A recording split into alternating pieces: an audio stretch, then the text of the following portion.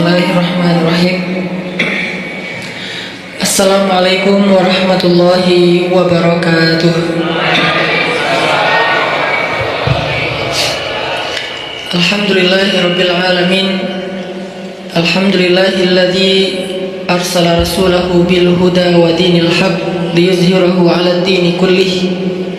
Wa kafa billahi shahida. Asyhadu an la ilaha illallah wahdahu la syarika lah. Wa asyhadu anna Muhammadan abduhu wa rasuluhu la nabiyya ba'dah. Allahumma salli wa sallim wa barik ala sayyidina Muhammad wa ala alihi wa sahbihi ajma'in. Rabbi shrah li sadri wa yassir li amri wahlul 'uqdatan min lisani yafqahu qawli. Ahlan wa sahlan min jadid. Selamat datang buat teman-teman semuanya yang pada malam ini kita bisa kembali berkumpul di suasana cuaca yang cerah, alhamdulillah, sehingga di depan teman-teman bisa nongkrong sambil menikmati sajian hidangan Allah Subhanahu wa taala. Dan hidangan Allah Subhanahu wa taala adalah ilmu dan hikmah. Jadi makanan yang kita butuhin itu bukan cuman makanan fisik. Gizi ataupun vitamin, nutrisi yang dibutuhin oleh seorang hamba itu bukan hanya nutrisi fisiknya berupa makanan, minuman, obat, herbal, sayur segala macam, tapi juga semua kita membutuhkan nutrisi hati. Lebih jelasnya lagi, nutrisi iman. Karena yang menjadi lemah bukan hanya tenaga kita, tapi iman kita juga bisa menjadi lemah. Yang menjadi futur atau ngantuk bukan cuma mata kita, tapi basirah kita juga bisa menjadi ngantuk. Yang menjadi lupa bukan hanya akal kita, tetapi juga zikir kita juga bisa menjadi lupa. Makanya kita butuh nutrisi atau maidatur rahman, hidangan Allah Subhanahu wa taala yang berbentuk hikmah dan ilmu, sebagaimana kita butuh juga hidangan nutrisi untuk kebutuhan fisik kita. Walaupun memang kita nggak perlu nutrisi, nggak harus memberi nutrisi hati kita dalam bentuk kajian ilmu setiap hari 3 kali misalnya. Nggak harus sih, kalau bisa lebih bagus, tapi nggak harus.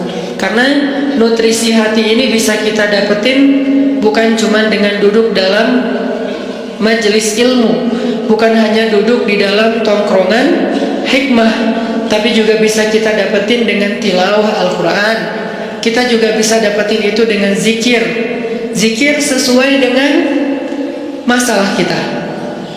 Karena zikir kalau nggak sesuai dengan masalah tetap berpahala, cuman kurang berasa. Kayak kita lagi nggak lagi haus, tapi minumnya bukan air putih, minumnya misalnya kayak kopi gitu ya. Kalau teh tawar masih mending lah. Haus tapi minumnya kopi, atau minumnya minuman yang berwarna. Jadi kayak belum memenuhi dahaga haus kita. Padahal kita lagi haus. Kalau kita lagi kayak agak pusing, oke, minum kopi. Nggak semua juga sih ya. Itu mah saya. Kalau pusing ngopi misalnya. Kalau haus minum air putih. Kalau misalnya kayak lagi manja minum susu gitu. Kenapa Ustaz? Ya mungkin lagi kayak malas aja yang berat-berat gitu kan. Atau lebih manja lagi jus gitu kan ya. Gak manja sih, itu sehat ya pokoknya.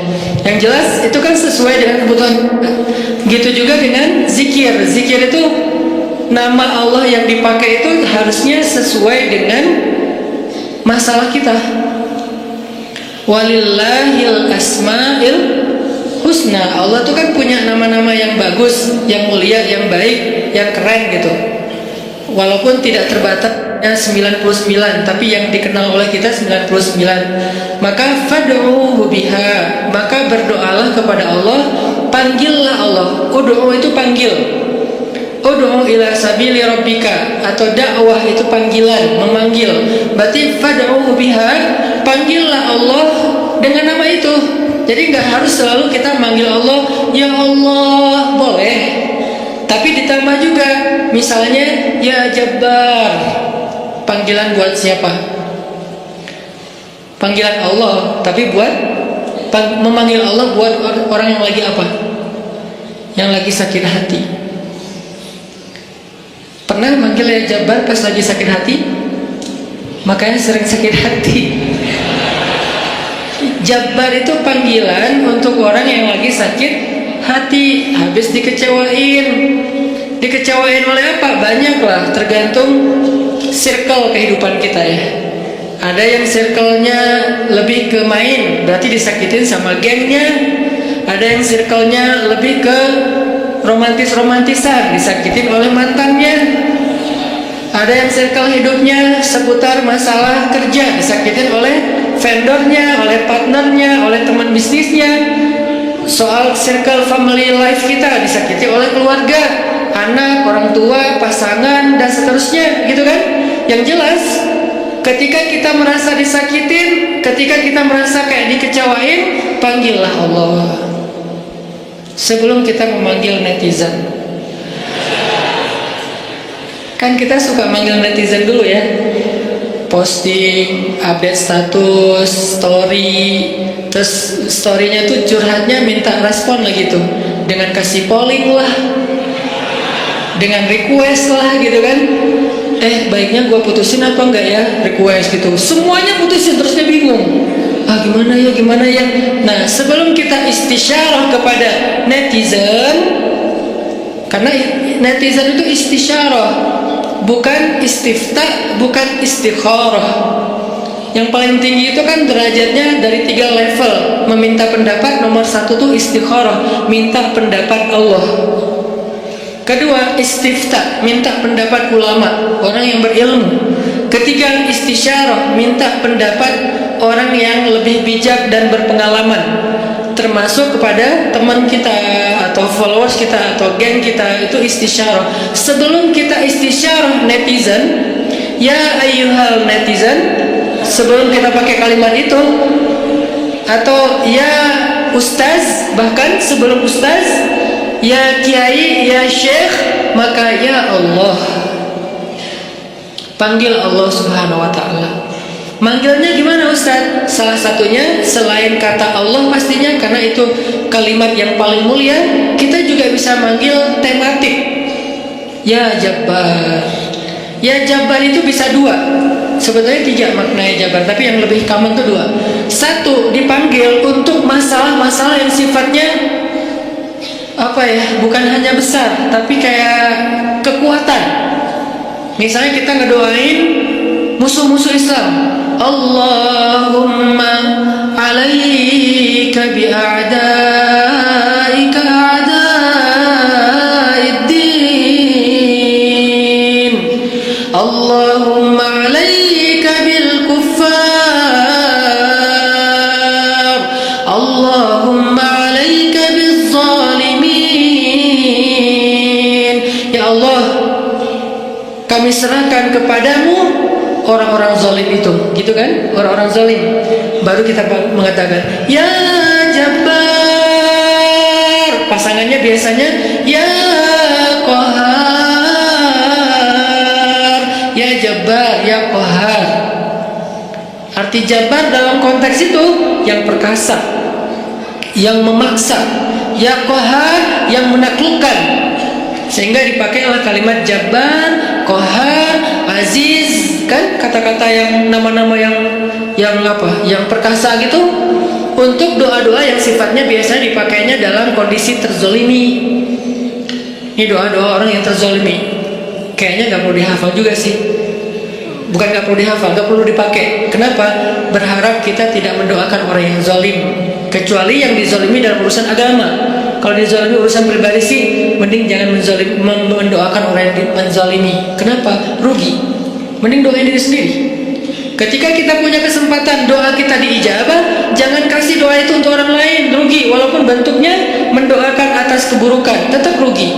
Mending kita pakai buat doain diri kita sendiri. Ya Allah, saya lagi dizalimin, mudah-mudahan. Nah gitu kan, berarti kan kita dapat kebaikan.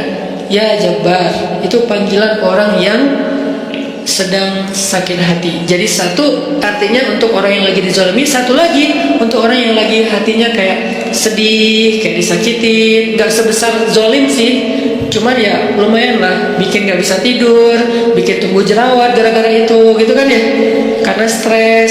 Terus bikin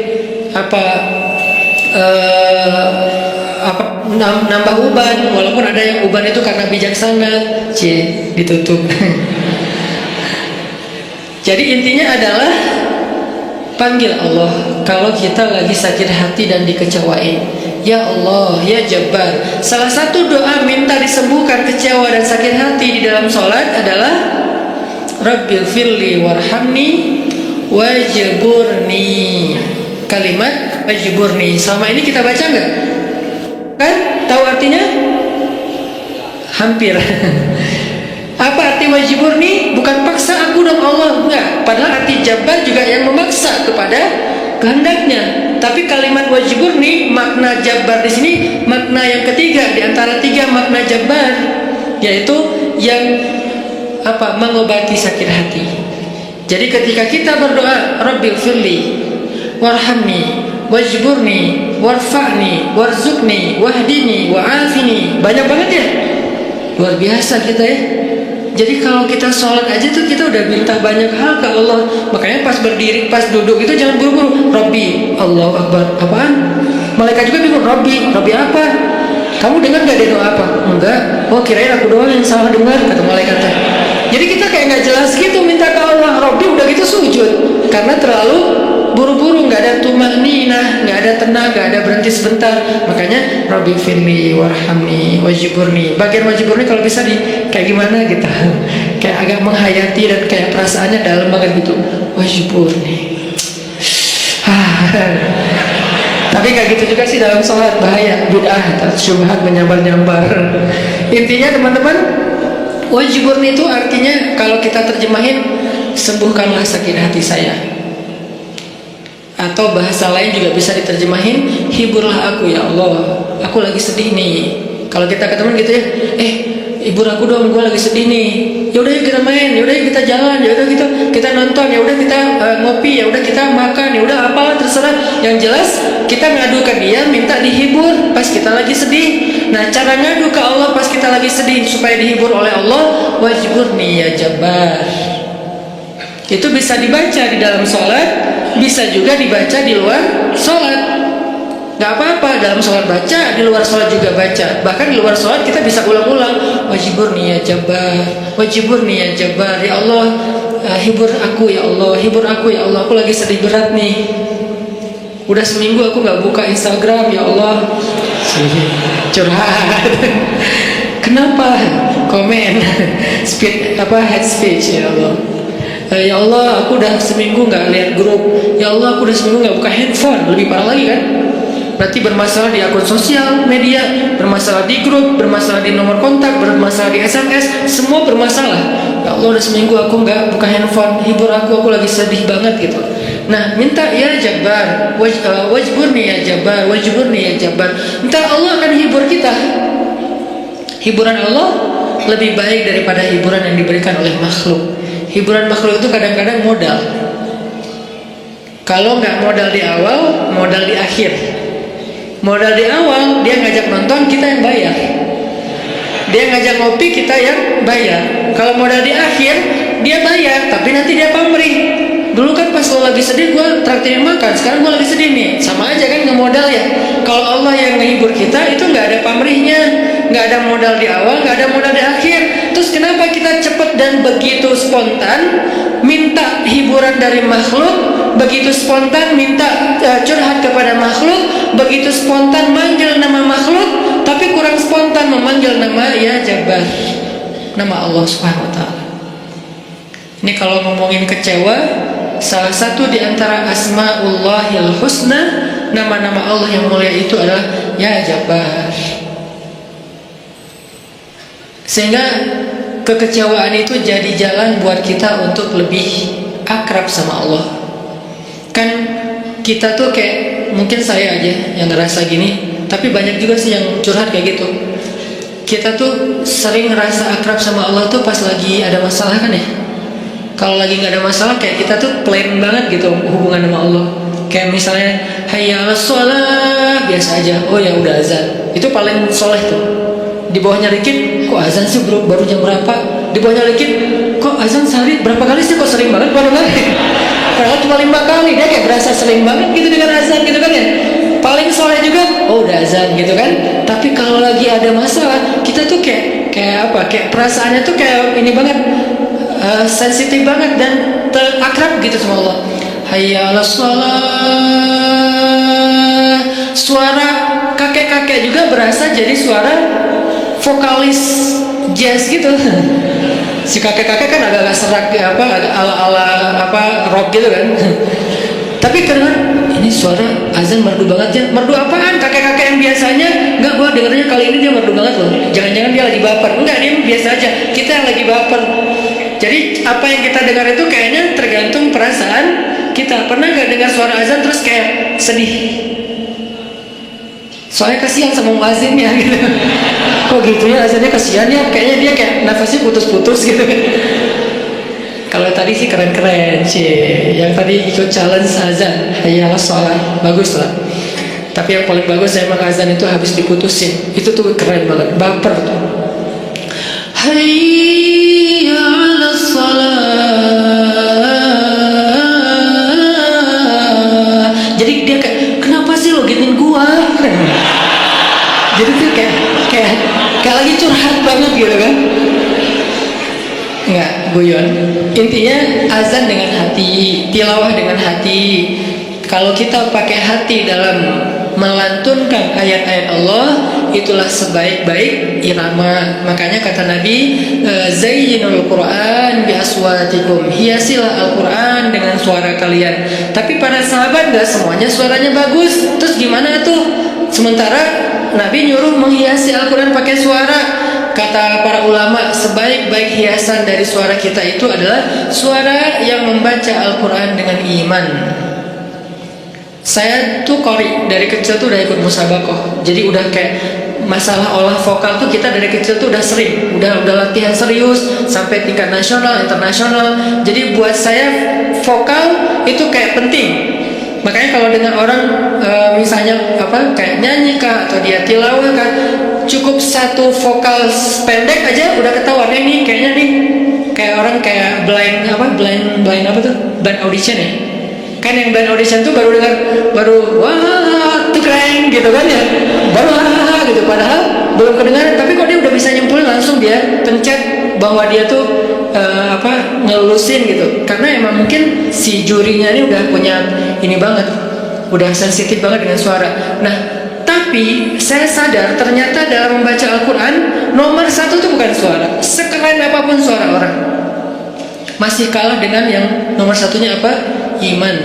Ada orang baca Qurannya sederhana, Alhamdulillahirabbil alamin, Ar-Rahmanirrahim. Itu tuh keren banget suaranya. Dibandingkan Alhamdulillahirabbil alamin. Kalau pamer gak berasa di hati yang dengar juga. Dan yang membaca juga kok suara saya gak enak banget ya. Walaupun kita tetap butuh kayak media, sound, mic. Kalau saya kan buat saya sound mic itu kayak fardu ain ya, usul, termasuk hal yang penting gitu kan. Sehingga kalau saya mau ini pasti mic dulu yang dicek. Bukan apa-apa, bukan mau gaya-gayaan kayak tadi misalnya. Tiba-tiba mic monitor nyala karena belum di setel. Kalau mau dinyalain setel dulu. Padahal sebelumnya kan mic luar, mic dalam nih yang dinyalain. Kalau mic dalam dari tempat imam kedengarannya tuh kayak suara dari langit gitu. Kalau monitor kayak suara dari mulut saya gitu. Jadi berasa dengar suara sendiri kan agak enak ya. Nah, makanya awalnya pas saya istawu sufufakum, itu istawu sufufakum sebetulnya ada 2 fungsi. 1 lagi nyuruh ngerapiin soft, 2 lagi cek sound. Soft diluruskan dan dirapatkan. Kalau lama kayak Muzammil tadi, berarti pro banget tuh cek soundnya. kita sholatnya adalah sholat yang terakhir, rapatkan shaf dan segala macam. Berarti Muzammil pro banget ngelihat shaf ini kayak gimana ya? Ini soalnya ada yang kayaknya di sana tuh ada yang ngadat deh, gaya banget ya. Artinya buat saya itu bukan gaya-gayaan teman-teman. Buat saya itu penting. Kita nggak tahu ya, yang sholat di antara kita ini mungkin ada yang pertama datang buat sholat, pengen dia berkesan, sekali-kalinya datang langsung berkesan sehingga jatuh hati dengan masjid, jatuh hati dengan sholat. Karena sholat itu buat saya konser paling kolosal di muka bumi. Kenapa kolosal? Karena yang mengikuti, yang nonton sholat bukan cuma manusia, tapi malaikat, terutama salat subuh. Inna Qur'an al-fajri kana mashhuda. Sesungguhnya performance imam di waktu subuh ketika sholat, itu terjemahan panjangnya ya, bahasa anak mudanya, tolong dimengerti. Bahasa anak mudanya, sesungguhnya performance imam di waktu subuh saat dia sholat, bahasa gampangnya, sesungguhnya bacaan imam di waktu subuh ketika sholat mashhuda, ditonton. Kalau bahasa terjemahan kakunya, disaksikan. Sama nggak tuh? Sama kan? Disaksikan, saksikanlah. Itu kan bahasa TV yang dulu bahasa ya. Kalau sekarang, nonton gitu kan ya. Jadi kayak ditonton. Siapa yang nonton? Bacaan imam, performancenya imam ketika subuh, Allah, malaikat. Coba DWP sama Tomorrowland yang nonton siapa? Ya kita. Di YouTube. Enggak. Yang nonton adalah penonton manusia, orang-orang yang belum dapat hidayah. Begitu si DJ-nya masuk, jreng, disuruh left, disuruh right gitu kan ya? Apa left, right kan gitu kan? Soalnya gitu, Allahu Akbar, kan lebih keren. Kenapa kita di sholat nggak serapi left right-nya konser Tomorrowland? Padahal mereka yang nyuruhnya DJ, kita yang nyuruhnya imam. Karena soundnya gak kedengaran ke belakang. Jangan suuzon sama makmum ya. Emang gak kedengaran. Imamnya udah 2 rakaat, makmumnya baru takbir. Kirain tadi imamnya kayaknya ini belum siap deh. Jangan-jangan batal wudu dulu, ya udah kita tungguin. Padahal imamnya udah 2 rakaat.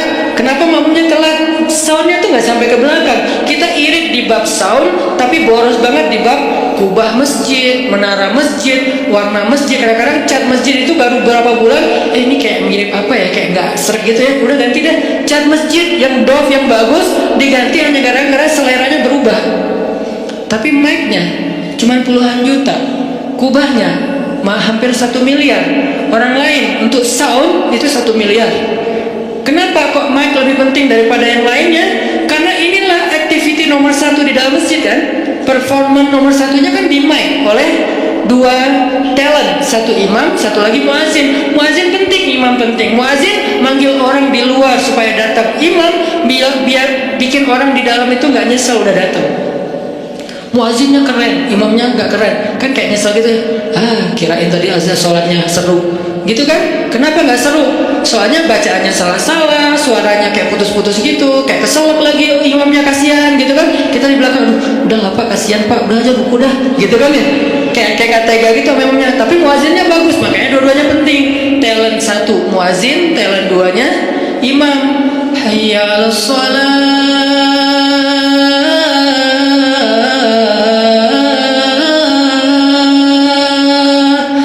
Dengar sedih ya, kenapa? Jadi ingat dosa nih. Nah gitu kan deh. Ini kan bagus nih azannya nih. Hayya 'alas shalah.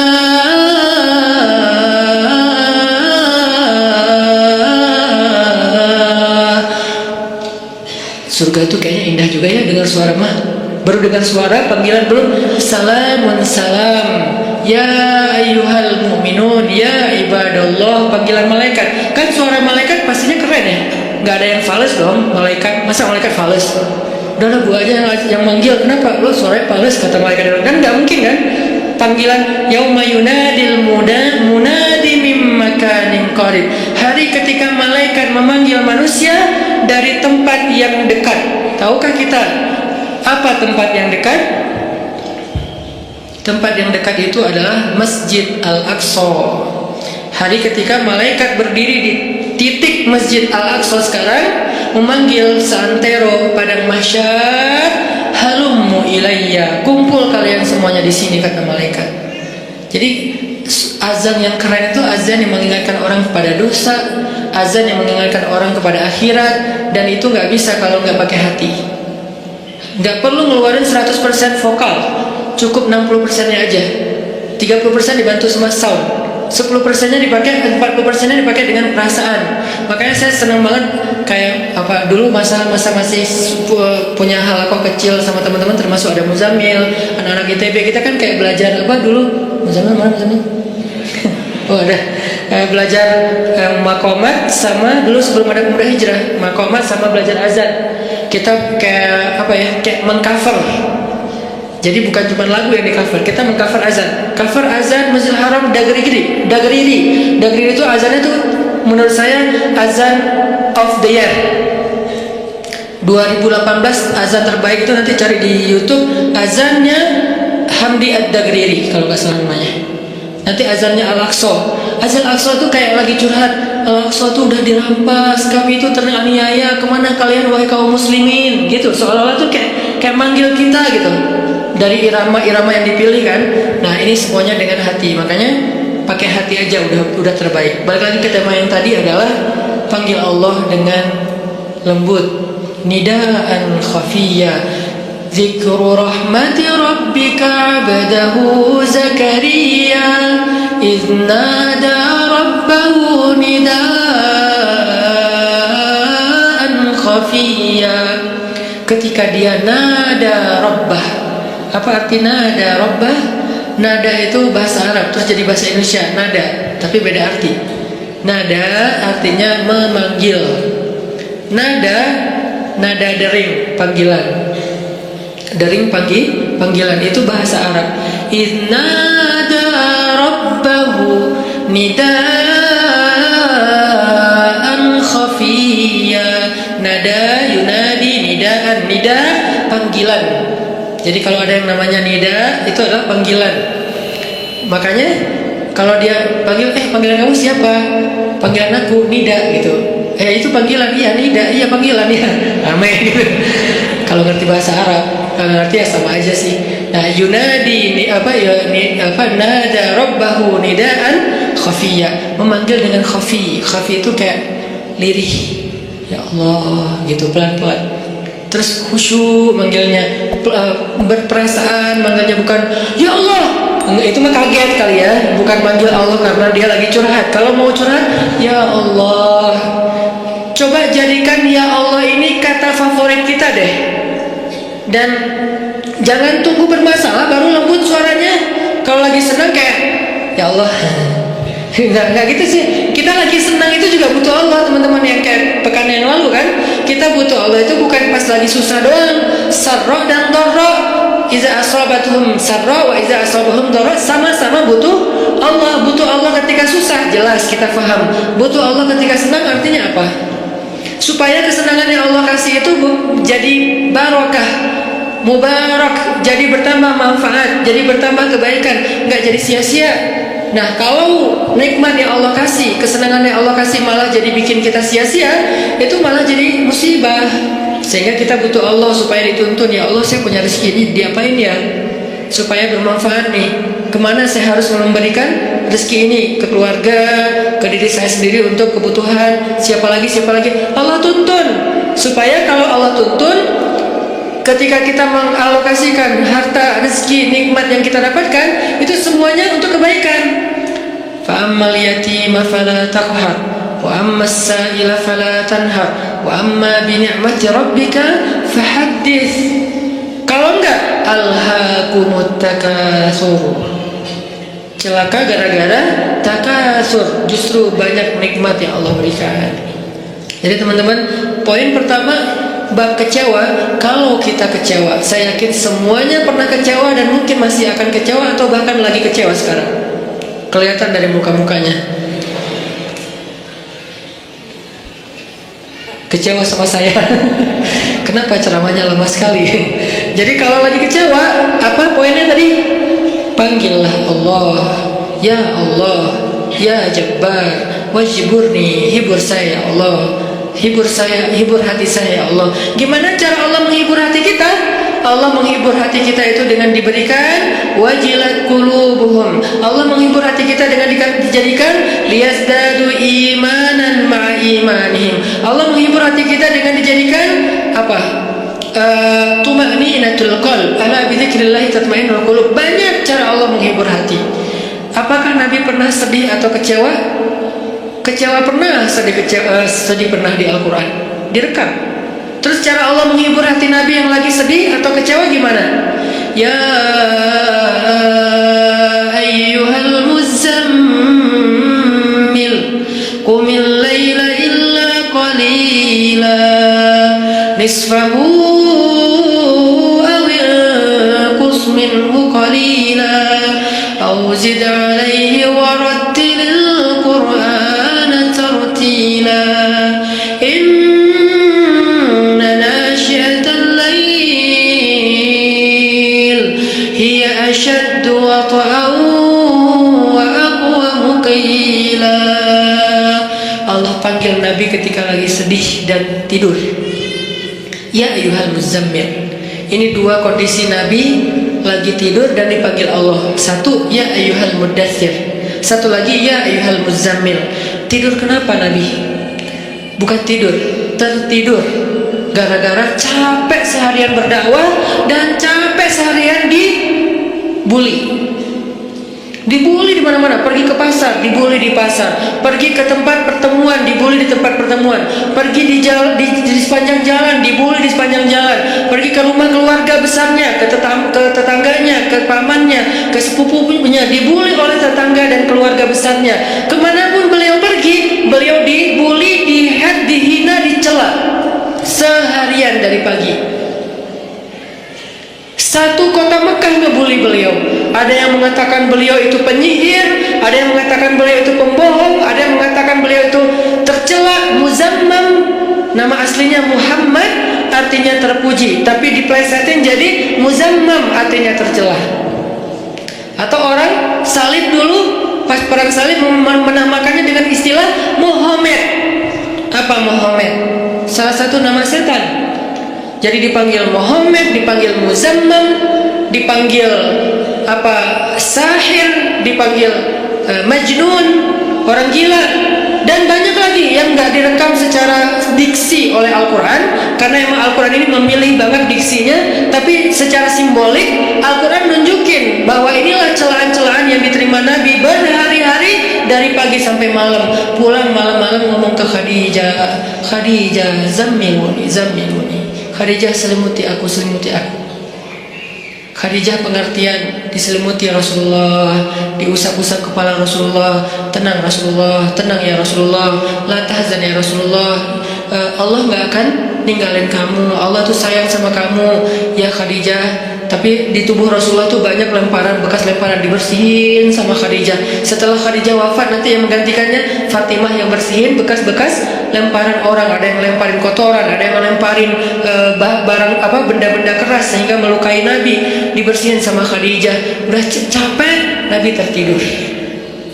Udah beres urusan, dihibur oleh Khadijah. Begitu sampai waktu yang hening, Khadijah udah tertidur, penduduk seluruh bumi udah tertidur.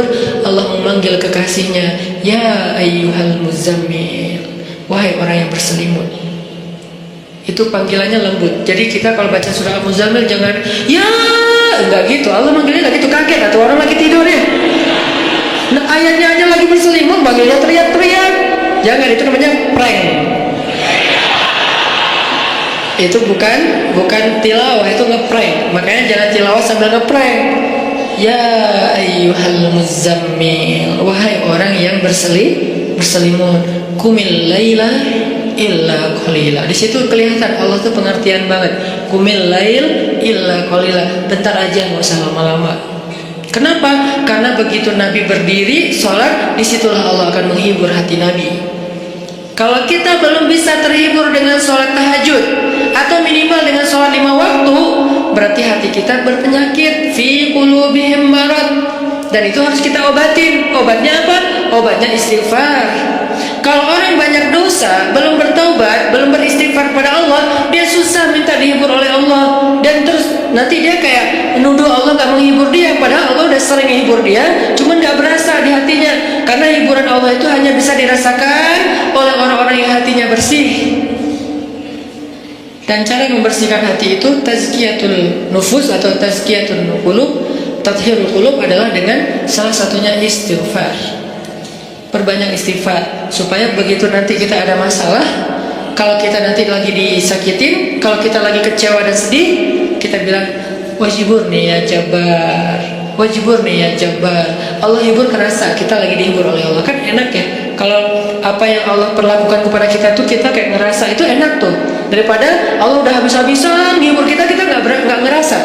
Ibarat Allah udah ngirim kita japrian, nggak dibaca-baca sama kita. Terus nanti kita tuduh, lu kok nggak empati banget sih sama gue lagi sedih-sedihnya, gue curhat nggak dibalas-balas.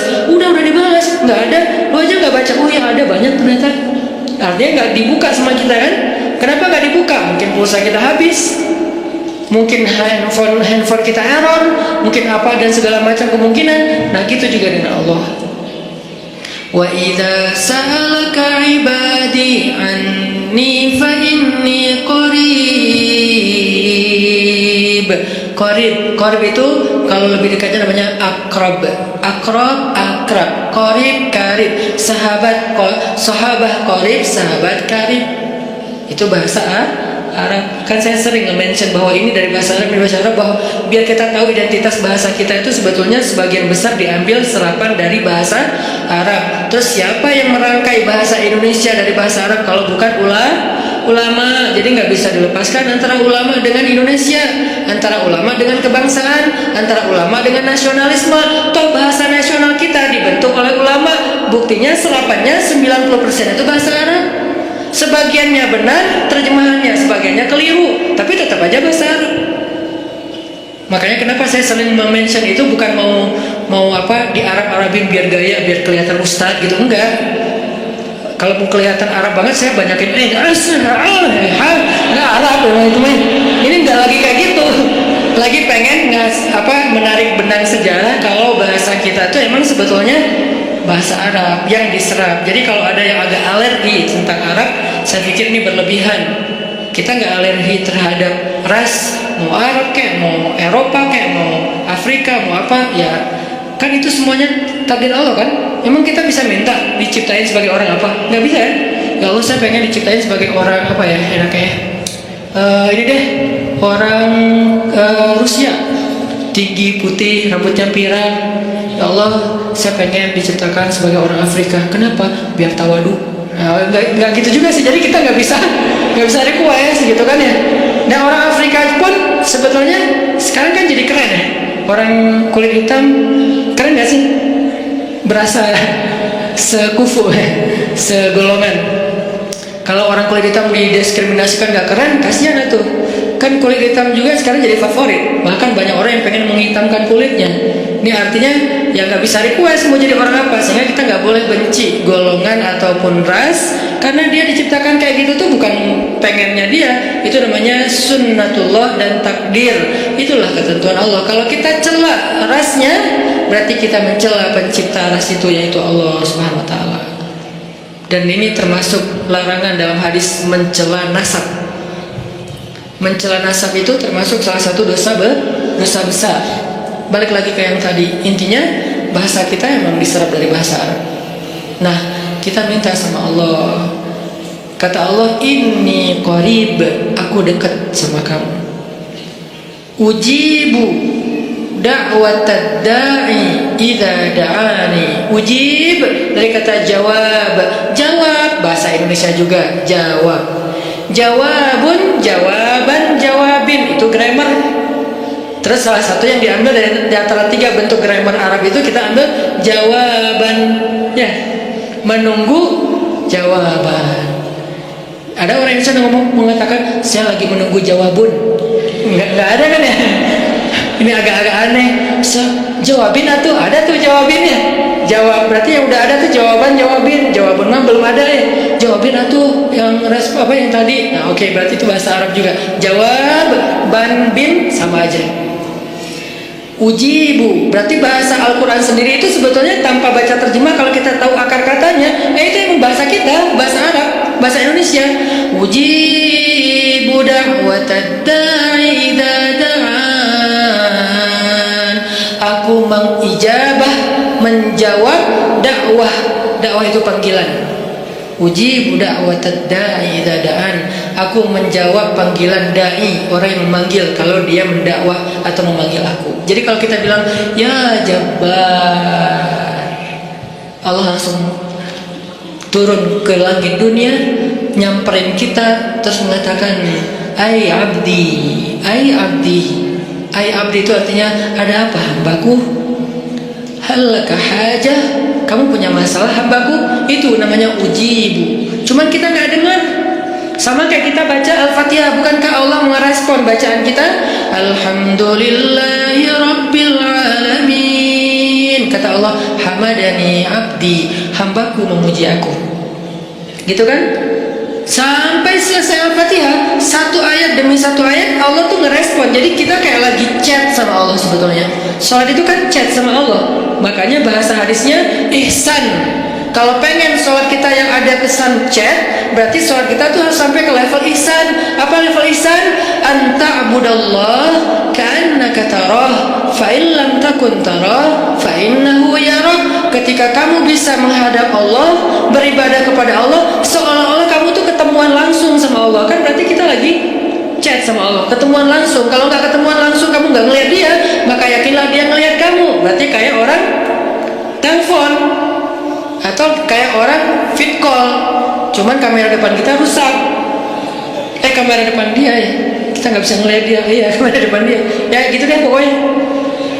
Yang jelas adalah kita lagi chat sama Allah. Sehingga Allah tuh kalau kita berdoa jangan berpikir bahwa kita tuh ngomong sendiri terus gak ada yang dengerin. Rabbana atina fid dunya hasanah wa fil akhirati hasanah wa qina adzabannar. Rabbi fil warhamni wajburni warfa'ni warzuqni wahdini wa'afini wa Allahu akbar. Ya enggak ada yang dengar seolah-olah enggak. Rabbi firli warhamni wajburni. Kalau kita sholat berjamaah Ustaz gimana? Pelan-pelan, imamnya kita mungkin slow motion. Kalau dia kan dicepetin tuh kan ya, jadi ya apa istilahnya tuh, cut to cut gitu kan. Gimana tuh caranya Ustaz? Sedapatnya, jangan dipercepat tapi tetap dapat kan. Rabbi firli warhamni wajburni. Belum beres Allahu akbar, enggak apa-apa, tapi kita udah kayak tenang. Makanya kalau nggak puas tambahin dengan sholat sunnah. Begitu tahiyat awal, duduk tahiyat antara dua sujud, Rabbi firli warhamni wajburni. Lama wajburni teh 10 menit. Kenapa itu orang teh curhat sama Allah? Boleh nggak kayak gitu? Boleh nggak kita duduk di antara dua sujud setengah jam?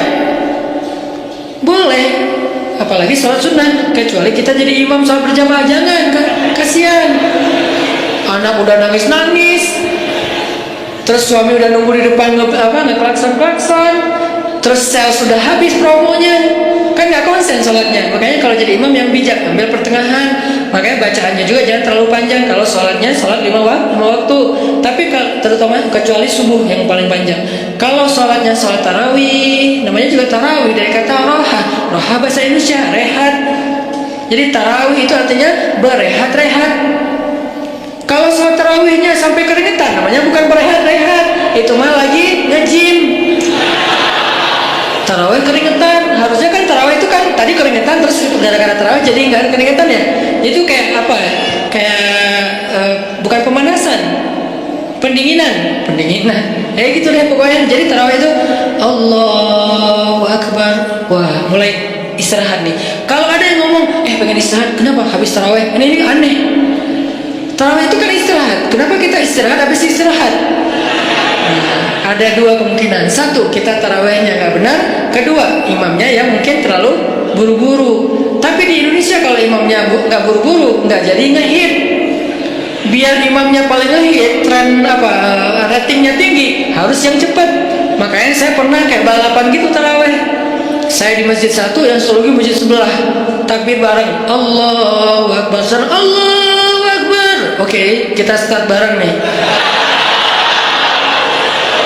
Begitu saya waladhdallin, di sana assalamualaikum Kalah saya pakai 150 cc, dia pakai 1200 cc. Ya iyalah, nggak akan kekejar. Nah, tapi yang sana lebih banyak jamaahnya, di sini dikit. Kenapa? Di sini karena yang mungkin itu pengen istirahat dengan sholat, kalau di sana pengen cepetan istirahat dari sholat. Beda kan ya? Nah, balik lagi, kita bacanya tenang. Boleh wajiburni, warfa'ni, warzukni, wahdini, wa'afini, wa'fu anni. Allahu Akbar. Sujud lebih lama lagi, karena sujud itu lebih freestyle. Freestyle doanya, bukan freestyle bentuknya. Masa sujud mau gini terus? Enggak sih, freestyle doanya. Maksudnya freestyle doa tuh boleh baca doa apa aja selama itu kebaikan. Misalnya kita doa Abu Bakar, Allahumma ja'al fi qalbi nuran, wa fi sam'i nuran, wa fi basari nuran, wa an yamini nuran, wa an shimali nuran, wa amami nuran, wa khalfi wa min warai nuran, wa min tahti nuran, wa min fawqi nuran. Itu kan doa Abu Bakar kan? Boleh. Apakah itu doa dibaca Rasul? Enggak, Abu Bakar yang baca doa itu. Jadi Abu Bakar bina? Enggak lah. Doa itu ibadah mutlak, ibadah bebas. Sehingga karena dia bebas, kita boleh membaca doa bukan hanya yang diajarkan Rasul, tapi doa yang diajarkan Rasul pun itu yang terbaik pastinya. Cuman yang nggak diajarkan Rasul boleh. Ada kasus yang di zaman Rasul nggak ada, tapi di zaman kita ada. Salah satunya yang sering saya ulang-ulang apa? Mendoakan anak yang lagi ujian nasional. Ada nggak doa dari Rasul anak ujian nasional? Dan di zaman Nabi, anak-anak Nabi nggak ada ujian nasional. Ya Allah, Fatimah lagi ujian nasional, nggak ada kan ya?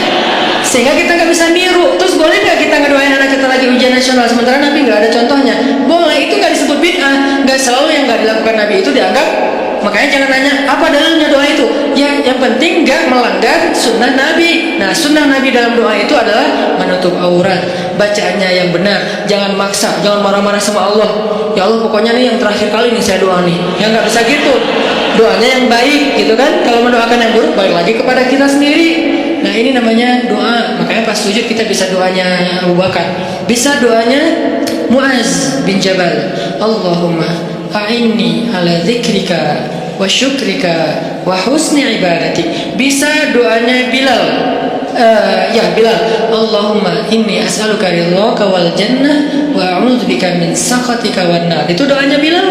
Tiga-tiganya ini bukan doanya Nabi. Yang satu Abu Bakar yang apa? Yang membuatnya. Yang kedua siapa tadi? Muaz. Yang ketiga adalah Bilal. Dan tiga-tiganya Nabi tahu dan Nabi membolehkan. Nggak langsung Nabi, kan nggak ada saya suruh, kenapa kamu baca yang nggak pernah saya contohin? Enggak, karena emang ibadah doa itu ibadah mutlak. Sehingga kita bisa doa, ya Allah, saya sih lupa namanya, tapi saya udah nge-follow dia. Soalnya akunnya nama palsu, tapi saya tahu kok nama dia yang asli. Saya pernah hafal kok nama dia yang asli. Ya Allah, pengen kalau bisa saya pengen jadikan dia sebagai imam saya. Kalau nggak dia pun yang mirip-mirip gitu. Nah, di dalam sholat gimana caranya? Ya jangan di dalam sholat sih, susah ngomongnya. Kalau bahasa Indonesia kan nggak boleh dalam sholat kan. Kalau di dalam sholat tetap harus bahasa Arab. Kalau bisa jangan bahasa Arab yang dikarang-karang sendiri, malah salah. Allahumma ansur alaina, itu bahaya. Allahumma ansur itu artinya apa? Ya Allah, tolonglah. Tapi kalimat berikutnya ada unsurna wansur alaina, itu beda. Unsurna, ya Allah tolong kami. Unsur alaina, ya Allah tolong orang lain untuk menghancurkan kami. Cuman beda Allah doang. Makanya kalau kita Allahumma ansurul muslimin ala a'daika, Allahumma ansurul muslimin alal kafirin, Allahumma ansurul muslimin alal zalimin. Tapi kalau Allahumma ansurul zalimin alal muslimin, wah, apalagi diaminkan banyak orang. Kenapa kita bakalan terus ya? Ya itu doanya salah. Makanya kalau bahasa Arab mah lebih baik jangan dikarang sendiri, mending kita hafal. Cari di Google boleh, tapi harus jelas websitenya. Jangan-jangan di Google kan semua orang bisa nulis kan ya. Kadang-kadang dari Facebook juga ada di Google, kita klik ternyata itu kayak dia lagi curhat gitu, sosok pakai bahasa Arab. Ternyata isinya mantra. Kan bahasa mantra juga kayak bahasa Arab kan, keriting-keriting gitu kan. Nah intinya teman-teman, minta sama Allah pas kita lagi duduk di antara dua sujud, pas kita lagi sujud. Poin 1, kalau lagi dikecewain. Poin 2, kalau kita dikecewain, kecewa, sedih, kadang-kadang nggak harus dikecewain orang, kecewa sendiri, nggak jelas. Tiba-tiba kecewa, tiba-tiba kayak sedih aja. Pernah nggak sih sedih tapi nggak ada sebab? Wah, serentak nih.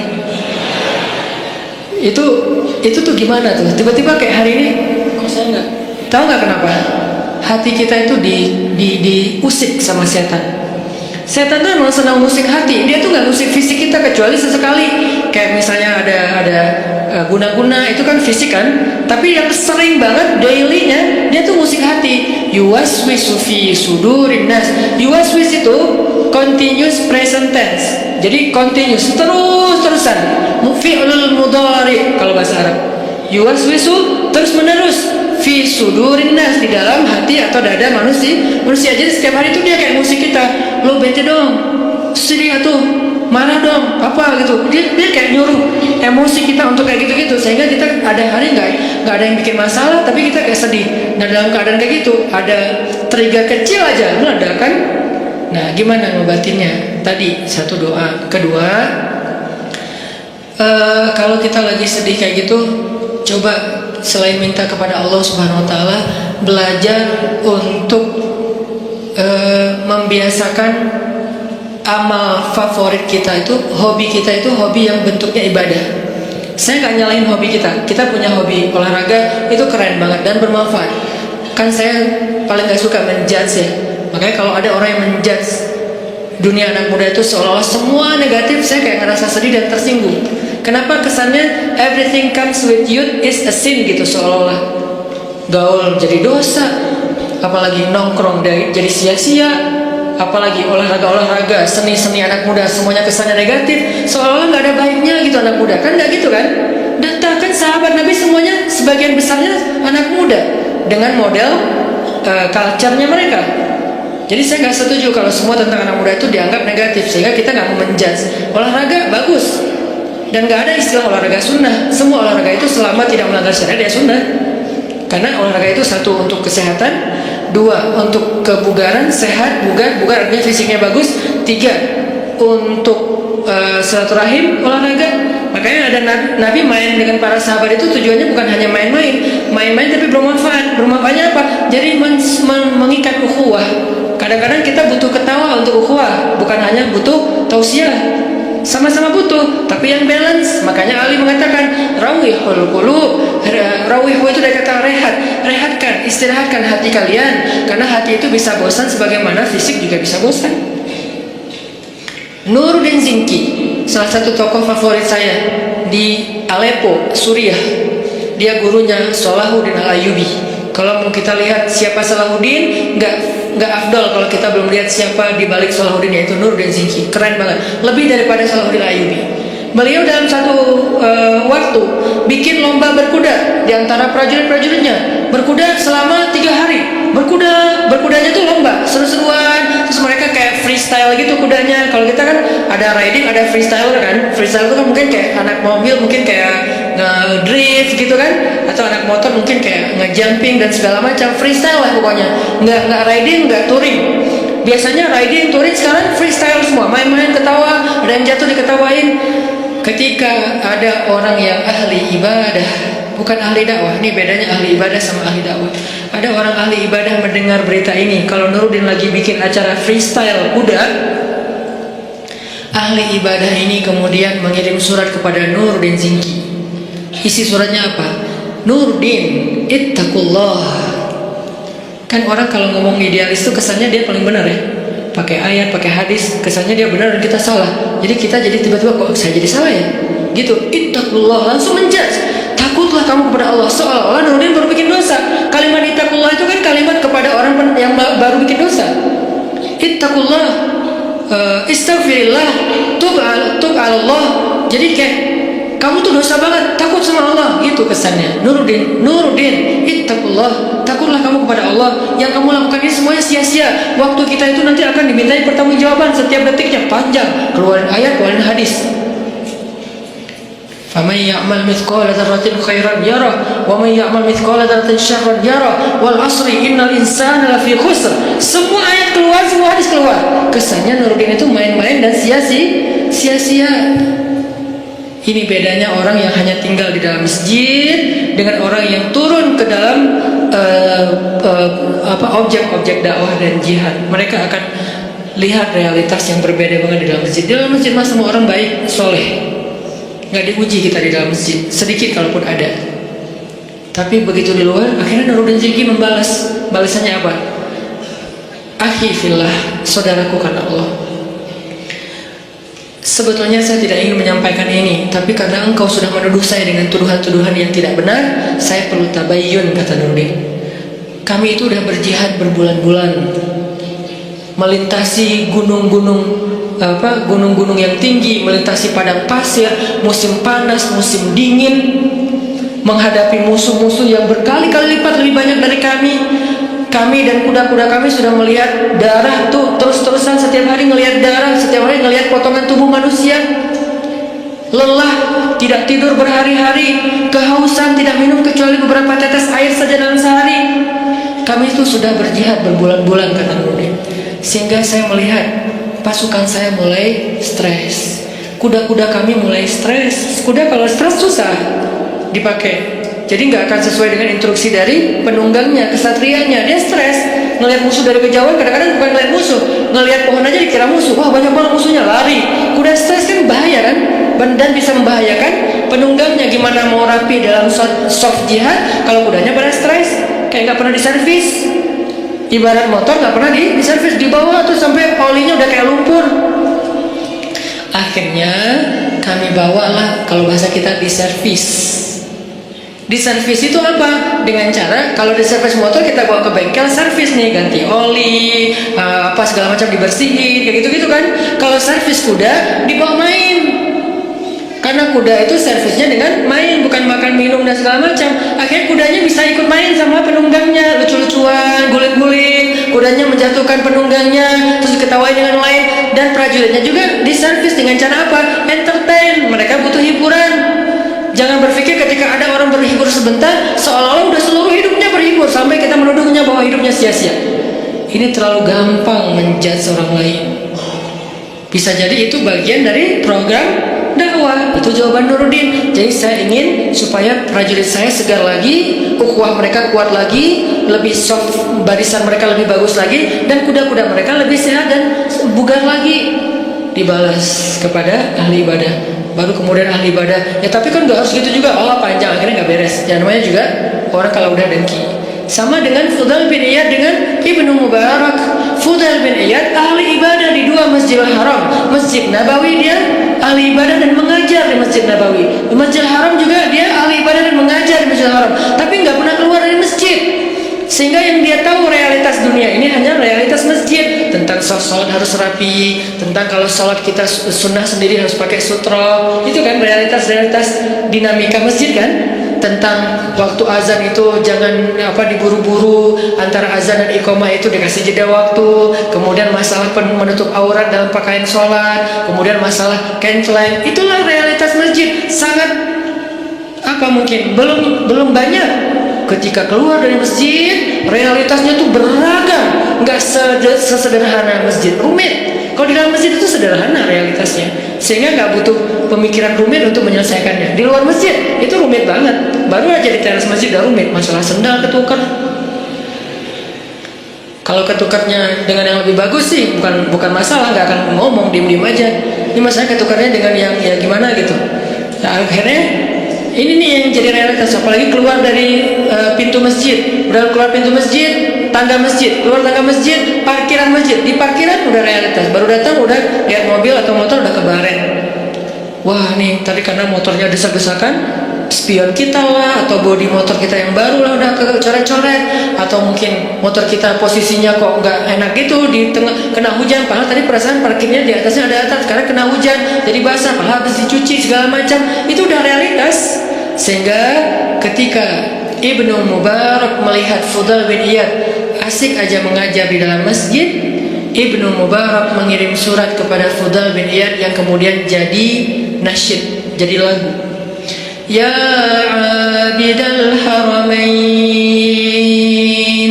wahai hamba yang beribadah di dua Masjid Haram, Ya abidal haramaini law absartana la'alimta annaka bil ibadati tal'abu. Wahai orang yang beribadah di dua Masjidil Haram siang dan malam, tahajud, itikaf, tilawah, ngajar ilmu, kalau kamu melihat apa yang kami lakukan di luar sini, maka kamu akan menganggap ibadahmu itu cuma main-main. Padahal udah di Masjidil Haram dan di Masjid Nabawi, tapi masih dianggap main-main. Kalau dibandingkan dengan apa? Dibandingkan dengan dakwah dan jihad. Karena dakwah itu gak sederhana ibadah. Ibadah kita semua yang datang orang-orang udah pada soleh, pengen ibadah, gampang diatur. Soft luruskan, lurus nggak? Lurus. Coba suruh meluruskan soft di belakang zebra cross.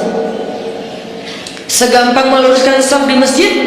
Enggak, itulah realitas, itu perbandingannya. Kalau kita belum bisa menyuruh masyarakat sosial behaviornya lurus di belakang zebra cross, berarti kita belum menyelesaikan masalah masyarakat. Berarti belum berdakwah, baru beribadah di dalam masjid. Itu bandingannya, segampang mana? Mana lebih gampang, nyuruh orang lurus di belakang zebra cross apa nyuruh orang untuk ikut imam? Ikut imam.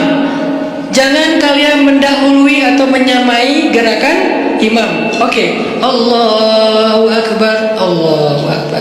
Pas bangkit dari sujud, Allah. Bacaan imam itu panjang dan makmumnya belum yang benar ya, belum bergerak dari sujud, masih nungguin sampai bar baru dia bar, beres bahasa Jawa. Jadi begitu imamnya Hu Akbar, baru makmumnya Allahu Akbar. Gampang nyuruh makmum kayak gitu. Coba jangan menyamai lampu kuning apalagi mendahului.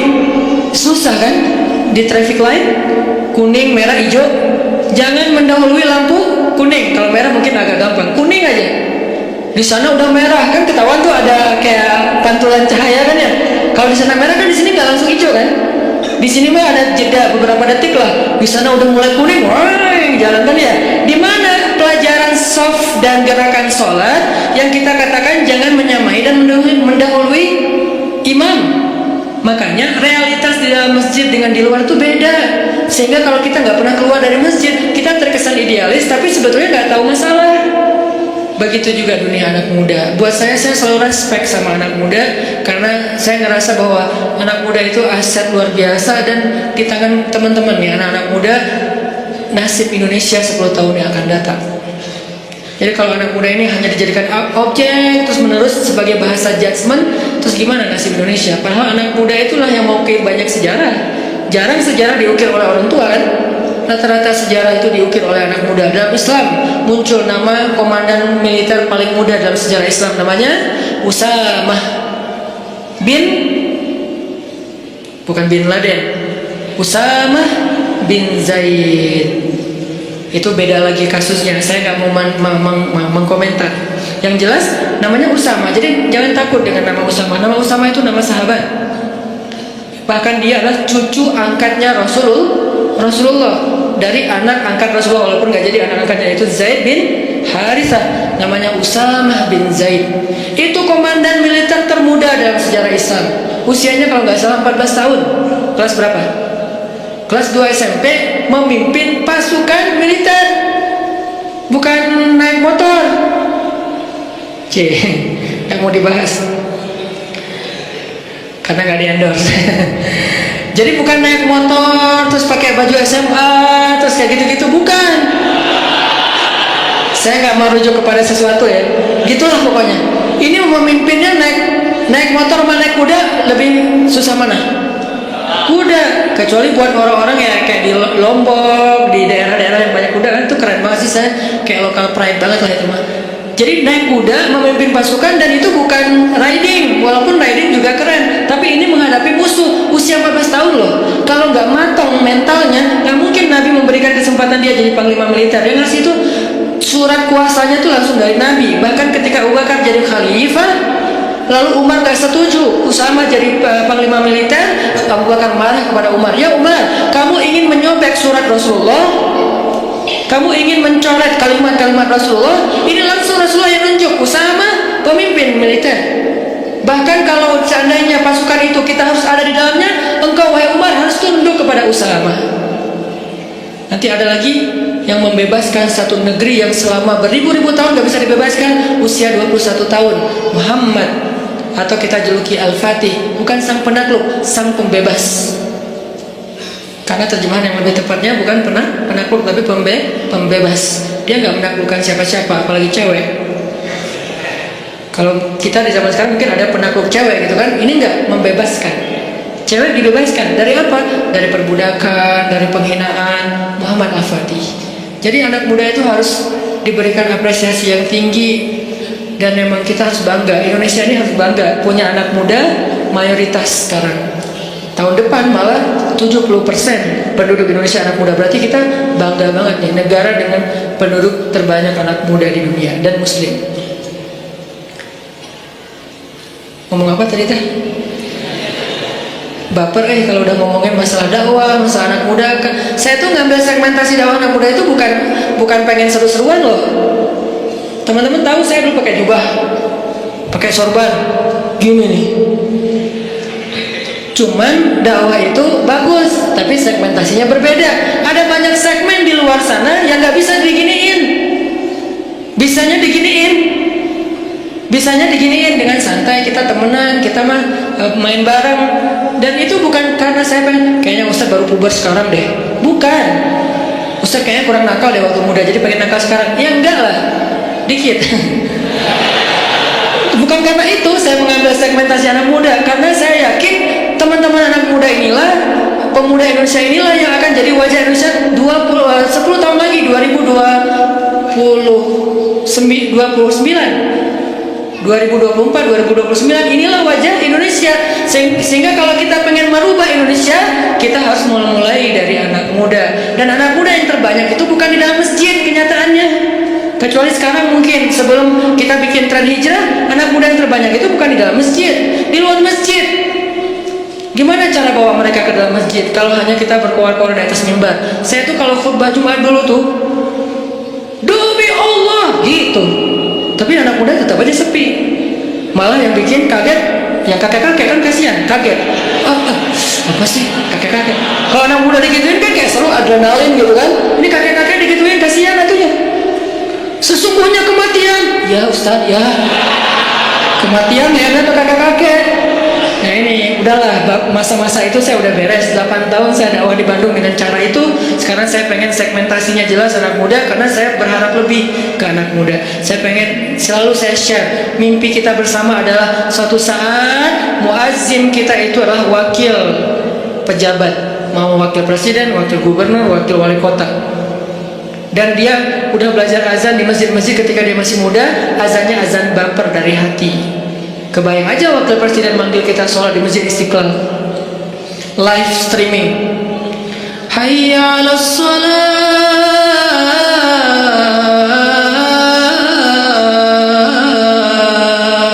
Siapa itu? Pak Wakil Presiden. Wah kan semangat ya Indonesia sholat berjamaah subuh ya. As-salatu khairum minan naum. Wah, Wakil Presiden bilang sholat lebih baik daripada tidur. Kan keren tuh. Datang anak muda berbondong-bondong ke masjid karena diazanin sama Wakil Presiden. Wibawa banget tuh, izzah. Begitu masuk qamat nih, Allahu Akbar, Allahu Akbar, asyhadu an la ilaha illallah. Wakil Presiden, istawu sufufakum. Siapa? Presiden. Wah, keren ya. Allahu Akbar. Presidennya gagah, dia izzah kepada musuh-musuh Allah, tapi rohama ubainahum. Jangan di sini dia bersikap keras. Masa kepada sesama kaum muslimin dia sifatnya asyidda? Kebalik atau ayatnya? Bukankah ayatnya asyidda wal kufar rohama ubainahum? Rohama, bahasa rohama itu apa? Komennya rohama, angger. Komennya rohama, ngomongnya rohama, di grup broadcastnya rohama, kalau ketemu kaum muslimin itu rohama. Kepada manusia rahmatan lil alamin. Kepada kufar, siapa kufar? Orang yang memerangi mereka, musuh-musuh yang zalim, seperti orang misalnya Israel yang menjajah Palestina, atau orang-orang zalim yang menyakiti kaum muslimin di Suriah, di Yaman, di Irak, di Rohingya. Itu asyidda. Jadi nggak ada salaman sama mereka, pelukan, senyum-senyum, asyidda sama mereka. Kalau ditarik, kita tarik balik, berarti kan dia juara panco ya, presidennya. Kan ada tuh presiden narik-narik gitu kan. Nah kalau kita nggak kuat narik kan kayak kalah gitu kan. Alhamdulillah ada presiden kaum muslimin di satu negeri, ditarik nggak bisa. Aduh berat ya udah deh nggak jadi gitu. Ini artinya asyidda, dia tuh syadid izzah. Tapi begitu sholat di antara kaum muslimin, Allahu Akbar, di situ nggak perlu nunjukin keras. Alhamdulillahi Rabbil Alamin. Enak banget loh sholat dipimpin presiden, bacaannya khusyuk, hafalannya banyak, sehingga dia bisa explore Al-Quran. Qul huwallahu ahad. Nggak gitu sih, ayatnya panjang. Alif Lam Mim. Aku mah rela Al-Baqarah satu surat kalau presiden, gitu kan ya? Imamin, presiden yang imamin Al-Baqarah sampai dari subuh sampai duha. Ya nggak gitu juga kali Ustaz. Kan Al-Baqarah 2,5 jam tuh sampai waktu duha. Intinya itu mimpi. Saya sih bermimpi Indonesia tuh kayaknya bisa nih. Kayak sekarang aja bermunculan imam-imam muda dengan Muzammil and the Gangs. Sejak kita ramein hijrah ini kan jadi banyak nih muncul imam dengan rambut gimbal, apalagi muncul imam anak muda, anak SMA, itu bisa banget. Dan mereka nanti pasti saya yakin akan jadi pemimpin-pemimpin masa depan. Kayak sekarang saya dekat sama teman-teman pemuda Pancasila, sama pemuda Pancasila juga. Kalau lagi dekat sama mereka ngobrolnya apa? Lo nyalon kan tahun ini? Ya insya Allah lo kayaknya masih mau main dulu deh, 5 tahun lagi gua nyalon. Berarti kan anak-anak muda sekarang lintas organisasi, mau dia PP, mau dia Karang Taruna, mau dia komunitas, sebetulnya kan calon pemimpin masa depan kan. Kalau mereka lahir dari rahim tarbiyah, kebayang aja pemimpin Indonesia 5 tahun lagi atau 10 tahun lagi lahirnya dari rahim tarbiyah. Gimana cara mentarbiyah Indonesia? Nggak bisa bikin satu pesantren dengan ukuran sekian hektar, harus bikin pesan underscore tren. Dan tren inilah yang jadi konten tarbiyah, mentarbiyah semua anak muda di Indonesia supaya semuanya secara fikroh lahirnya dari rahim tarbiyah, secara hamasah lahirnya dari masjid, secara rahmah lahirnya untuk kemanusiaan. Itu harapan kita, itu tuh mimpi saya. Kenapa saya mengambil segmentasi anak muda? Itu bukan main-main. Jadi kalau saya tulis banyak main-main manfaat, itu hasil renungan dan emang tujuannya main di sini tuh silaturahim, main di sini tuh touring, main di sini tuh olahraga. So apa yang salah dengan itu? Yuk kita sama-sama kita ramein dakwah anak muda ini. Kenapa? Ini penting untuk 5 tahun 10 tahun lagi Indonesia. Kalau nggak kebayang, karena anak muda ini efek perbaikannya hebat, efek perusakannya juga yang nggak kalah hebat. Kalau orang tua ada di tengah-tengah, aman. Jadi rusak ya gitu, baiknya juga ya gitu. Kalau anak muda baiknya keren banget, kalau dia jadi rusak juga innalillah banget.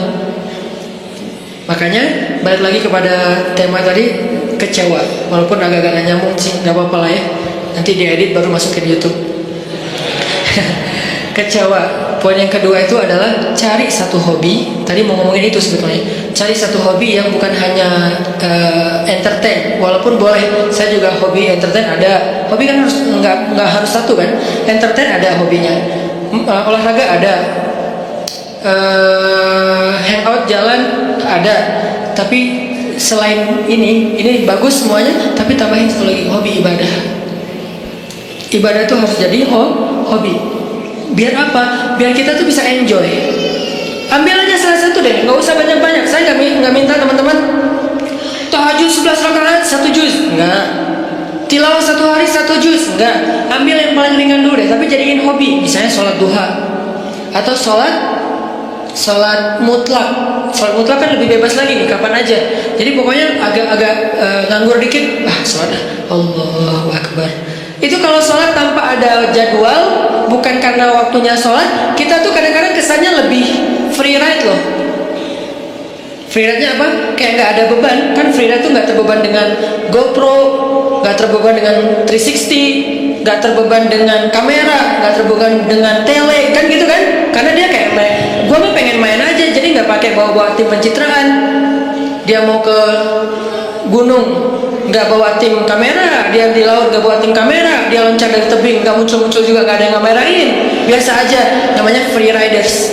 Bisa nggak kita ibadah tuh selain emang udah ada waktunya, muqayyad, ada yang free ride. Free ride itu mutlak, bebas, sholat aja, nggak ada yang nyuruh, nggak ada yang maksa sholat. Itu kalau jadi hobi teman-teman, sebanyak mungkin sholat sunnah mutlak, itu akan jadi obat ketika kita kecewa. Tapi itu nggak bisa pas kecewa baru dilakuin, harus dibiasain dulu dari sekarang. Begitu nanti kecewa, itu jadi akan kayak kita kecewa ngopi, sedih nongkrong, sedih nonton, sedih ketemu teman, sedih main, sekarang sedih sholat. Baru nanti berlaku ayat ya ayyuhalladzina amanu sta'inu bis-sabri was-shalah. Mintalah pertolongan Allah dengan sholat salah satunya. Itu nggak bisa kalau nggak dimulai dilatih, dijadikan habit dan hobi. Siap insyaallah. Ya mudah-mudahan anak muda yang ada di masjid ini, yang ada di kota ini kota inspirasi banget di seluruh Indonesia, yang ada di negeri ini negeri yang mudah-mudahan kita berbaik sangka, negeri yang disebut oleh Nabi di akhir zaman akan datang kemenangan Islam dari timur, dan timur yang paling timur itu adalah, kalau paling barat Maghrib, kalau paling timur itu Maroko, yang paling timur itu Maroke. Paling barat itu Maroko, bahasa Arabnya Maghrib. Paling timur itu Maroke, bahasa Arabnya Masyriq. Berarti kalau di sana Maghribnya udah beres dengan banyak cerita, yang belum giliran peradaban itu cuman Masyriq, Maroke, dan itu adanya di Indonesia. Mudah-mudahan anak muda inilah yang nanti akan menemani Imam Mahdi membebaskan Palestina. Saya punya azam secara pribadi, saya bisa aja datang ke Palestina sekarang untuk bikin traveling, umroh atau apalah, atau datang sendiri juga insya Allah bisa ke Palestina. Saya kenapa nggak mau? Saya udah datang ke Masjid Haram berkali-kali, Masjid Nabawi pastinya. Kenapa Palestina nggak? Saya punya azam, saya kalau mau datang ke sana tuh jangan melancong. Walaupun boleh-boleh aja sih, yang buat mau jalan ke sana nggak masalah. Tapi saya pribadi nih ya, saya pengen datang ke sana itu sebagai salah satu barisan pembebas. Kalau udah meninggal Ustaz, maka cita-cita ini saya wariskan kepada anak-anak laki saya. Kalau mereka enggaknya, wariskan kepada cucu-cucu laki saya. Pastinya harusnya ini adalah cita-cita kita bersama. Pengen datang ke Al-Aqsa, sholat di pelataran masjidnya, diimamin oleh Imam Mahdi, sholat subuh, tiba-tiba dari langit kelihatan cahaya, dua malaikat turun bersama di tengah-tengahnya Nabi Isa, berpegangan kepada sayap malaikat, turun sholat subuh yang paling luar biasa, kolosal. Lalu Imam Mahdi sama Nabi Isa dorong-dorongan, siapa yang jadi imam? Nabi Isa aja, Mahdi aja, Nabi Isa aja, Mahdi aja. Nggak ada saya lagi di situ. Seranan aja, enggak lah. Siapa saya gitu kan ya? Nggak, udah tinggal dua orang imamnya. Jadi nggak ada yang mulai caper-caperan. Siapa yang dorong saya? Nggak ada, nggak berlaku. Cuma dua yang berlaku, antara Nabi Isa atau Imam Mahdi. Kemudian salah satunya jadi imam. Beres sholat subuh, speech. Kita akan kejar Dajjal. Di mana dia? Di daerah Lot City. Bahasa hadisnya Bab Lud. Sekarang udah ada Lot City, udah ada Lot City, cari aja di Google. Lot City itu salah satu bandara internasionalnya Israel. Jadi ada beberapa bandara internasional, salah satunya di kota Lot City, itu bandara internasional. Di sana akhirnya semuanya serentak. Itulah hari pembebasan manusia dari kezoliman orang-orang yang zalim. Itu bukan hanya hari orang beriman, tapi itu adalah hari kemenangan bagi semua manusia, karena mereka menjadi dihargai kemanusiaannya. Dan saya punya cita-cita kalau Allah kasih kesempatan, saya pengen jadi salah satu. Tapi untuk bisa berada di barisan itu kan seleksinya ketat ya. Kita pantaskan diri kita. Cara ikhtiar saya memantaskan diri, saya terlibat dalam dakwah pemuda hijrah. Saya bikin pemuda hijrah. Saya mikir gimana caranya dakwah hijrah ini benar-benar bisa akses di seluruh Indonesia dan dunia. Sehingga nanti kalau Imam Mahdi muncul, saya dianggap pantas. Masuk lo.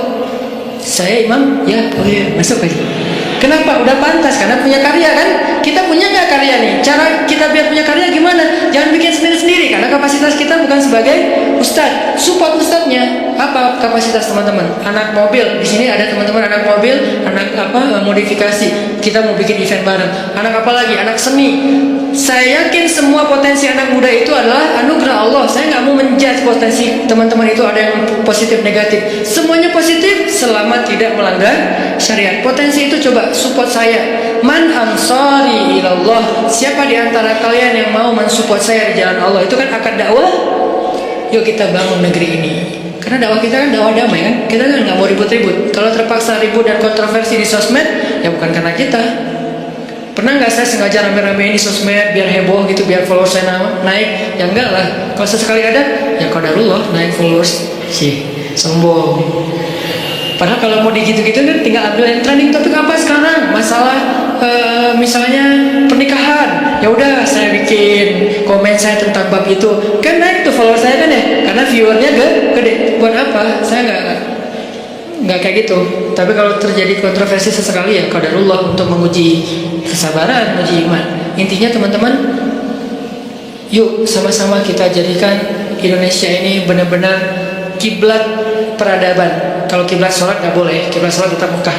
Kiblat peradaban yang dimulai dari anak muda. Dan itu mungkin banget dari Bandung. Kenapa? Bandung punya sejarah. Tinggal kita mengulangi sejarah itu. Apa yang pernah terjadi akan terjadi lagi. Tidak ada yang baru di bawah matahari. Kata siapa Ustaz? Lupa, saya cari aja di Google. Mudah-mudahan bermanfaat. Oke, mudah-mudahan apa yang tadi kita dapatkan bisa jadi tambahan iman, memperbaiki akhlak, membuat kita lebih semangat lagi tongkrong dalam majelis ilmu. Dan saya titip satu hal, anak muda ayo bangkit bersama, bangkit dengan bersatu. Jangan sampai urusan politik 2019 April memecah belahkan anak muda. Nggak boleh. Kita boleh beda pilihan, tapi kita nggak boleh saling mencela dan berpecah belah. A'udzu billahi minasyaitonir rajim. Bismillahirrahmanirrahim. Alhamdulillahi rabbil alamin. Alhamdulillahi rabbil alamin hamdan yuwafi ni'amahu wa yukafi'u mazidah. Ya Rabbana lakal hamdu kama yanbaghi li jalali wajhikal karim.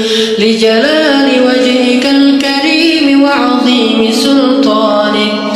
Allahumma antas salam wa minkas salam wa ilayka ya'udus salam fahayyina bis salam wa adkhilna al jannata daras salam. Tabarakta rabbana wa ta'alayt ya dzal jalali wal ikram. Allahumma salli wa sallim wa barik ala sayyidina Muhammad wa ala alihi wa sahbihi ajma'in. Duhai Allah yang maha pengasih lagi maha pemurah. Duhai Allah yang maha baik dan maha pengertian. Duhai Allah yang maha lembut dan maha santun. Duhai Allah yang maha mengetahui dan maha bijaksana.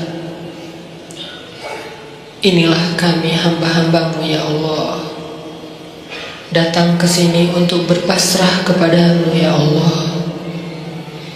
Kami serahkan pikiran kami untuk Engkau tuntun kepada ilmu yang benar. Kami serahkan lisan kami agar bisa bertutur dan berzikir dengan nama-nama-Mu yang mulia. Kami serahkan telinga kami agar mampu mendengar ayat-ayat dan hikmah-hikmah tentang kebesaran-Mu. Kami serahkan tangan kami agar mampu bermanfaat dan memberi sesuatu yang bisa menyelesaikan urusan hamba-hamba-Mu. Kami serahkan kaki kami agar mampu melangkah berjalan menuju rumah-Mu dan tempat-tempat yang Engkau ridhoi. Kami serahkan hati kami ya Allah agar hanya yakin kepadamu. agar Engkau penuhi hati itu dengan cinta terhadap akhirat melebihi terhadap dunia, agar Engkau jadikan hati itu bergetar ketika nama-Mu disebutkan, agar hati itu merasa menyesal terhadap dosa-dosa di masa lalu, agar hati itu dipenuhi dengan iman. Kami serahkan hidup kami agar Engkau tuntun kepada takdir-takdir baik yang Engkau putuskan untuk kami. Kami percaya ya Allah, Engkau tidak pernah menginginkan keburukan untuk hamba-Mu. Engkau tidak pernah sengaja memberikan musibah kepada hamba-Mu. Engkau tidak pernah sengaja menyakiti hamba-Mu. Engkau tidak pernah sengaja membalas hamba-Mu dengan kemurkaan-Mu. Karena kami yakin rahmat-Mu mendahului marah-Mu, kasih sayang-Mu mendahului amarah-Mu, sifat kasihan-Mu mendahului murka-Mu. Engkau tidak mungkin marah kepada hamba-Mu sebelum Engkau sayang kepada dia. Engkau tidak mungkin murka kepada hamba-Mu sebelum Engkau kasihan kepada dia. Engkau tidak mungkin mengambil nikmat dari hamba-Mu sebelum Engkau berlimpahi dia ya Allah. Karena sesungguhnya rahmat-Mu lebih luas daripada kemarahan-Mu. Kami berserah kepada-Mu ya Allah. Kami serahkan diri kami, hidup kami, jiwa kami hanya kepada-Mu ya Allah. Tuntun kami ke arah yang Engkau kehendaki. Kami pasrah, kami ikut ya Allah. Karena kami yakin Engkau tidak mengarahkan dan menuntun hamba-Mu kecuali kepada kebaikan di dunia dan akhirat bagi kami. Kami pasrah ya Allah terhadap keputusan-keputusan-Mu tentang sekolah kami, tentang kuliah kami, tentang pekerjaan kami, tentang usaha kami, tentang pertemanan kami, tentang perasaan cinta kami, tentang hubungan kami dengan seseorang yang istimewa bagi kami, tentang keluarga kami, tentang segala sesuatu tentang kami pasrah kepada-Mu. Tuntun kemanapun Engkau kehendaki ya Allah, karena kami yakin semuanya baik. Tidak ada yang datang dari-Mu kecuali kebaikan ya Allah. Inilah kami hamba-hamba-Mu, datang belajar di sini untuk bisa benar-benar istislam dan tawakal kepada-Mu, benar-benar menjadi hamba yang inna salati wa nusuki wa mahyaya wa mamati lillah. Benar-benar ingin belajar iyyaka na'budu wa iyyaka nasta'in. Benar-benar ingin belajar menjadi hamba yang wa ma khalaqtul jinna wal insa illa liya'budun. Bimbing kami ya Allah agar kami bisa menjadi seperti itu. Jangan biarkan ada satu detik dalam hidup kami yang yang berjalan tanpa ada nama-Mu. Jangan biarkan satu detik pun dalam hidup kami, dalam waktu kami habiskan bukan karena-Mu. Jangan biarkan sejengkal tanah kami berjalan kecuali berjalan ke arah-Mu. Jangan biarkan satu pun ide yang kami pikirkan kecuali tentang kebesaran-Mu. Jangan biarkan satu rasa kami rasakan di dalam dada kecuali kagum kepada-Mu. Tuntun kami ya Allah, ajarkan kami ya Allah. Kami sudah pasrah, kami lelah dengan hidup pilihan kami sendiri selama ini ya Allah. Selama ini kami memilih adegan hidup kami, arah hidup kami sendiri. Kami tidak mau tahu tentang arahan dari-Mu. Kami tidak mau membaca ayat-Mu. Kami tidak mau mendengar nasihat dari orang-orang yang berdakwah di jalan-Mu. Kami tidak mau membaca hadis-hadis Nabi-Mu. Kami tidak mau tahu tentang-Mu ya Allah. Kami pilih hidup dengan pilihan kami sendiri, seolah-olah kami lebih tahu daripada Engkau, seolah-olah kami lebih mengerti yang mana baik dan mana buruk untuk diri kami daripada Engkau, seolah-olah kami tahu segalanya ya Allah. Kami pilih pilihan hidup, kami tentukan sendiri segalanya. Kami percaya tanpa-Mu kami bisa, sehingga kami jalan bahkan hampir tidak pernah berdoa. Tapi pada akhirnya kami sadar pilihan itu membawa kami kepada kecelakaan. Pilihan itulah yang menuntun kami kepada dosa-dosa, yang dengan dosa-dosa itu tertutup hati kami, yang dengan dosa-dosa itu membuat kami jauh darimu, yang dengan dosa-dosa itu kami kehilangan nikmat ibadah dan tidak pernah merasa bahagia. Mungkin kami dapatkan harta, tapi kami tidak bahagia. Mungkin kami punya pasangan, tapi kami tidak akur. Mungkin kami punya keluarga, tapi semuanya sibuk sendiri-sendiri dan kami tidak utuh.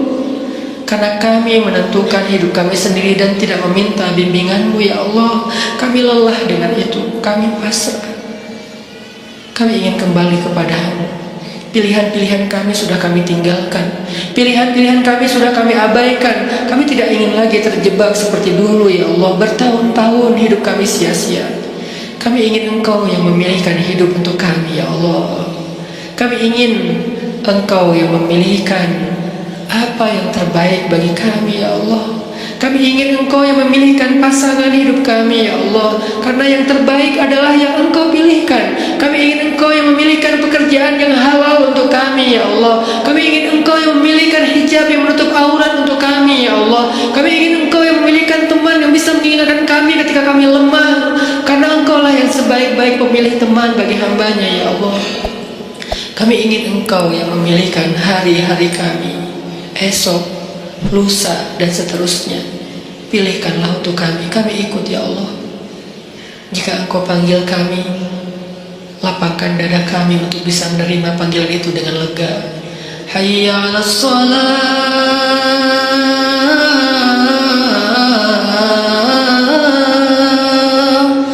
Ya Allah, jangan biarkan kami mendengar suara itu dengan marah. Jangan biarkan kami mendengar suara itu dengan terbeban. Kami ingin merasakan nikmatnya mendengar suara azan. Kami ingin merasakan hati kami bergetar ketika mendengar namamu disebutkan. Kami ingin merasakan panggilan itu adalah panggilan terindah, senandung terindah yang pernah kami dengar. Jangan biarkan ada satupun senandung, irama, lagu, apapun yang lebih indah bagi kami daripada suara azan, ya Allah. Ya, kami berhibur dengan lagu-lagu, kami berhibur dengan senandung-senandung manusia, tapi kami tidak mau senandung itu mengalahkan suara azan. Celaka kami jika kami mengganti suara azan dengan hiburan-hiburan makhluk, ya Allah. Itu hanyalah kesenangan sesaat. Tetapi hiburlah kami dengan suara azan dan bacaan Al-Quran. La uqsimu biyaumil qiyamah. Hibur kami dengan ayat itu, ya Allah. Fabi ayyi ala'i rabbikuma tukadziban. Hibur kami dengan ayat itu, ya Allah. Ya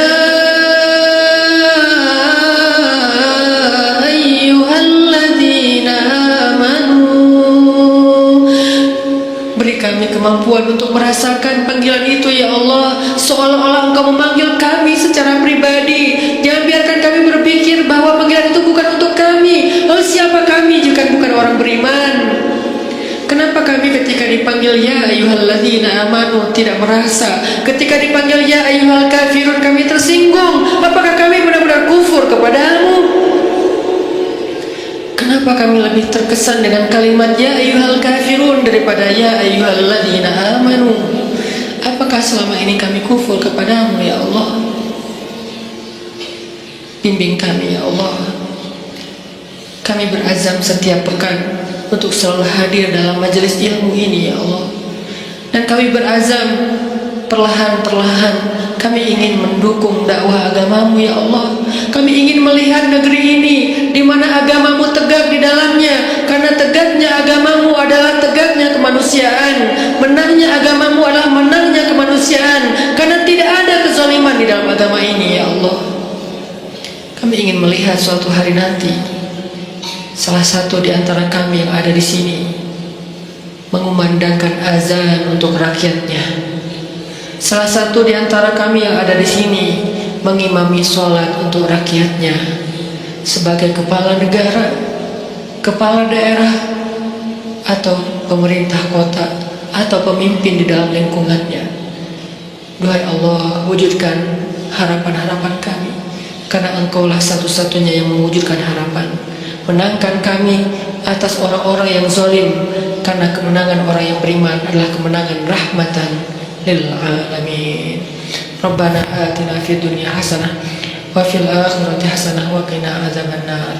Subhanakallahumma wa bihamdika asyhadu an la ilaha illa anta astaghfiruka wa atubu ilaik. Terima kasih buat teman-teman semuanya. Barakallahu fikum. Wassalamualaikum warahmatullahi wabarakatuh.